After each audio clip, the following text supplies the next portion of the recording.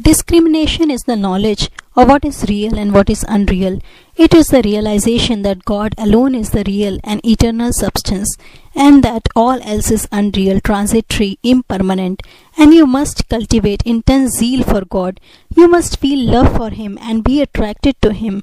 The gopis of Vrindavan felt the attraction of Krishna. Let me sing you a song. Listen, the flute has sounded in yonder wood. There I must fly, for Krishna waits on the path. Tell me, friends, will you come along or no? To you, my Krishna is merely an empty name. To me, he is the anguish of my heart.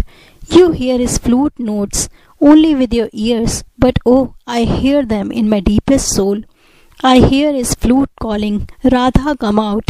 Without you, the grove is shorn of its loveliness. The master sang the song with tears in his eyes and said to Keshav and the other Brahmo devotees, whether you accept Radha and Krishna or not, please do accept their attraction for each other. Try to create that same yearning in your heart for God. Yearning is all you need in order to realize Him. Gradually the ebb tide set in. The steamboat was speeding towards Calcutta. It passed under the Howrah Bridge and came within sight of the botanical garden.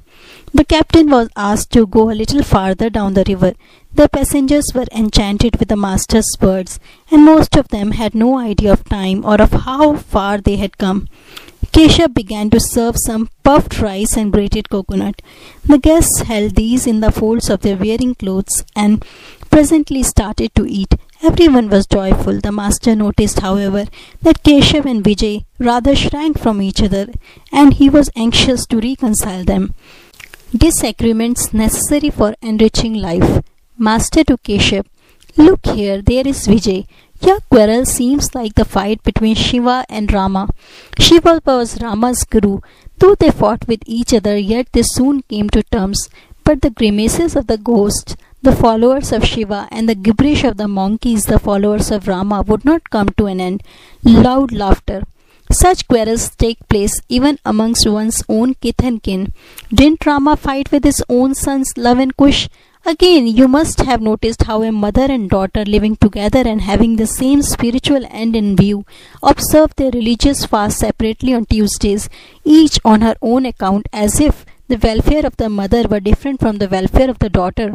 But what benefits the one benefits the other. In like manner, you have a religious society, and Vijay thinks he must have one too. Laughter. But I think all these are necessary. While Sri Krishna himself, God incarnate, played with the gopis at Vrindavan, troublemakers like Jatil and Kutil appeared on the scene. You may ask why. The answer is that the play does not develop without troublemakers. All laugh. There is no fun without Jatil and Kutil. Loud laughter.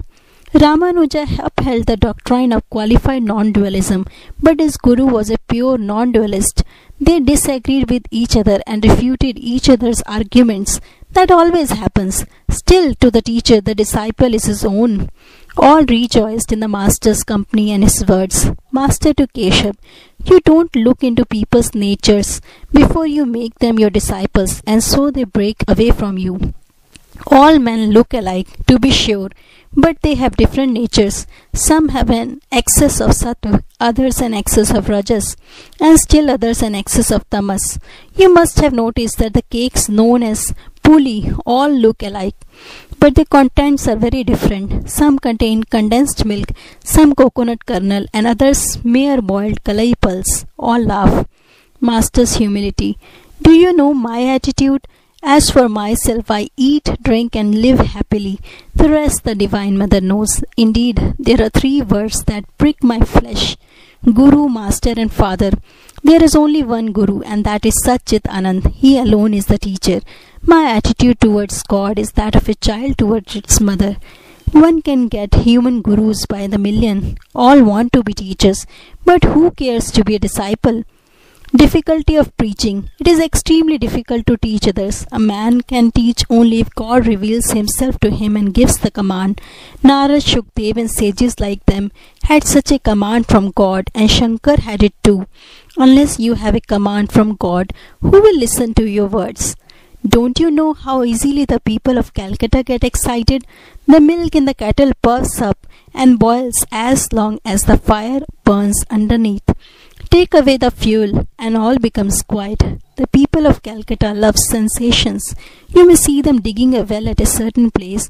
They say they want water, but if they strike a stone that they give up that place, they begin at another place, and there perchance they find sand, they give up the second place too. Next they begin at a third, and so it goes. But it won't do if a man only imagines that he has God's command. God does reveal himself to man and speak. Only then may one receive his command. How forceful are the words of such a teacher! They can move mountains. But mere lectures? People will listen to them for a few days and then forget them. They will never act upon mere words. At Kamarpukur there is a small lake called Haldarpukur. Certain people used to befoul its banks every day. Others who came there in the morning to bathe would abuse the offenders loudly. But next morning they would find the same thing. The nuisance didn't stop. All laugh. The villagers finally informed the authorities about it.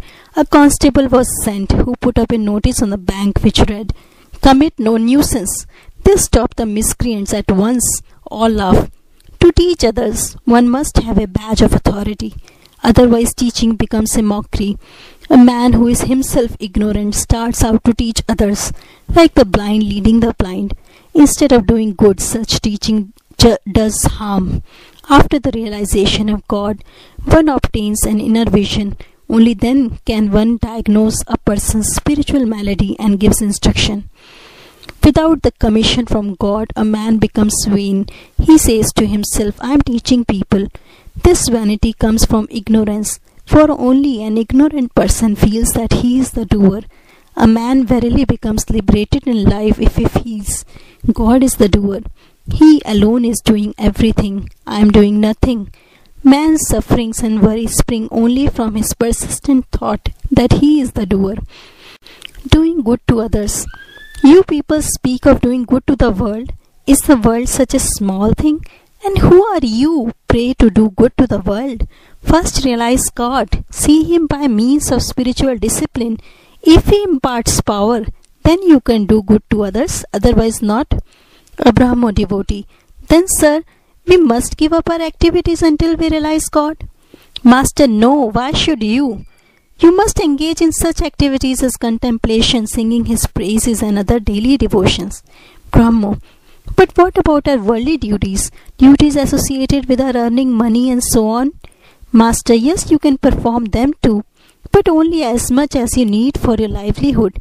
At the same time, you must pray to God in solitude, with tears in your eyes, that you may be able to perform those duties in an unselfish manner. You should say to Him, "O God, make my worldly duties fewer and fewer. Otherwise, O Lord, I find that I forget Thee when I am involved in too many activities. I may think I am doing unselfish work, but it turns out to be selfish. People who carry to excess the giving of alms or the distributing of food among the poor fall victims to the desire of acquiring name and fame." Shambhu Malik once talked about establishing hospitals, dispensaries and schools, making roads, digging public reservoirs and so forth. I said to him, "Don't go out of your way to look for such works. Undertake only those works that present themselves to you and are of pressing necessity, and those also in a spirit of detachment. It is not good to become involved in many activities. That makes one forget God." Coming to the Kalighat temple, some perhaps spend their whole time in giving alms to the poor. They have no time to see the mother in the inner shrine. Laughter. First of all, manage somehow to see the image of the Divine Mother, even by pushing through the crowd. Then you may or may not give alms as you wish.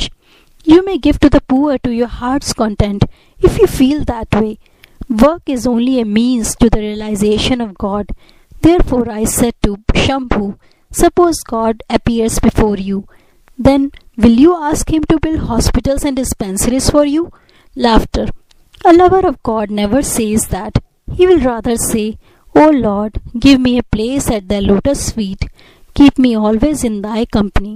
Give me sincere and pure love for Thee."